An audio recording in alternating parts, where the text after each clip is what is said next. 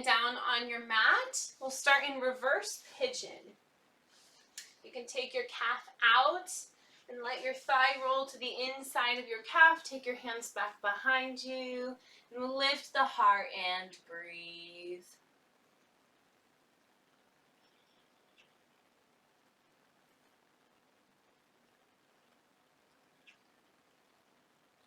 Let out a big sigh.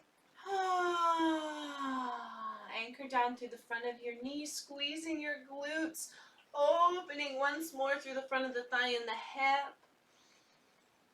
And then start to come on back up and we'll switch the legs out. You can take the calf out, roll the thigh in, hands back behind, either up on the fist with the thumbs forward or the fingertips pointing forward. And we'll anchor through the front thigh and lift open. Breathe. You can squeeze your glute, press the front of your thigh in a little bit more deeply. And then start to come on up.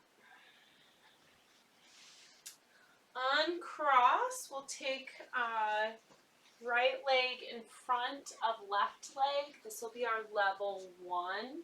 You can bring your hands forward.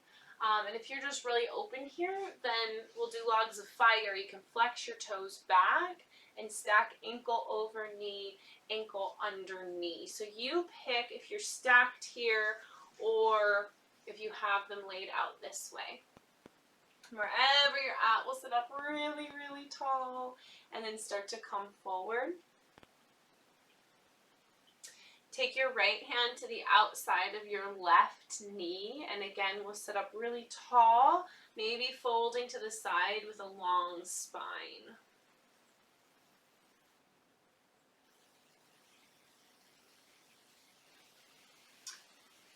Start to walk yourself back through center and come on up. We'll trade the feet out. Do whatever you did on the first side, all right? Sit up really tall.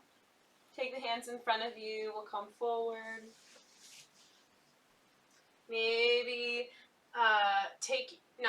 Definitely take your left hand to your right knee.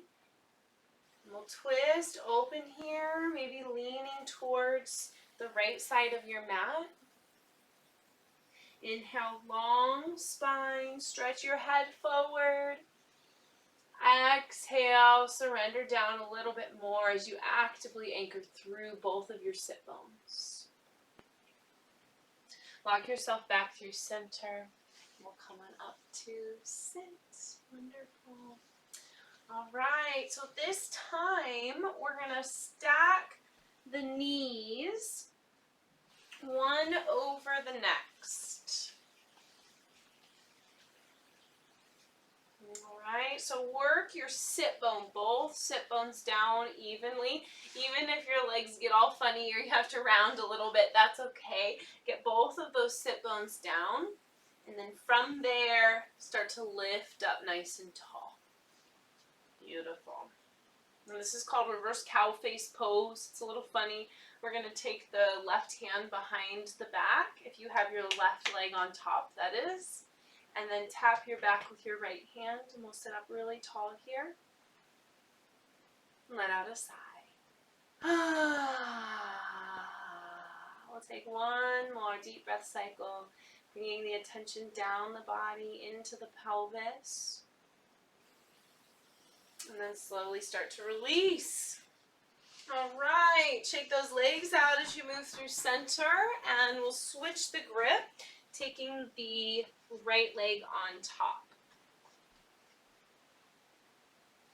Anchor down through that right sit bone. Make sure you can get both sit bones to touch. And if you really can't, just pull your top knee up so you can, and then start to work your leg to the side.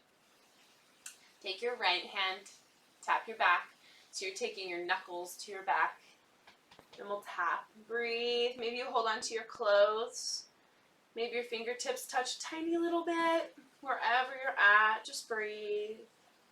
Notice the constriction. We're restricting the blood flow to the joints right now in order to then bring a massive, fresh flow of blood in.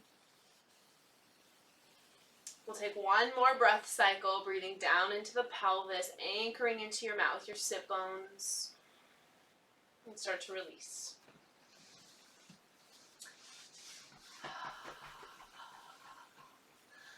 Right. Let's take the knees wide in froggy.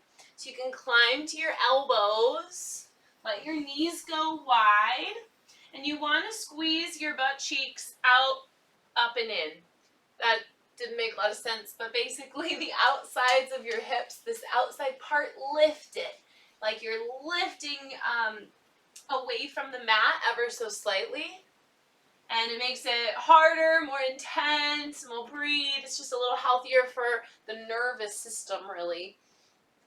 And then go ahead and release, relax into that stretch, surrendering into your frog pose. And once more, we'll squeeze the outsides of the hips up and in, up towards the ceiling, in towards your bones. Breathe. And relax down.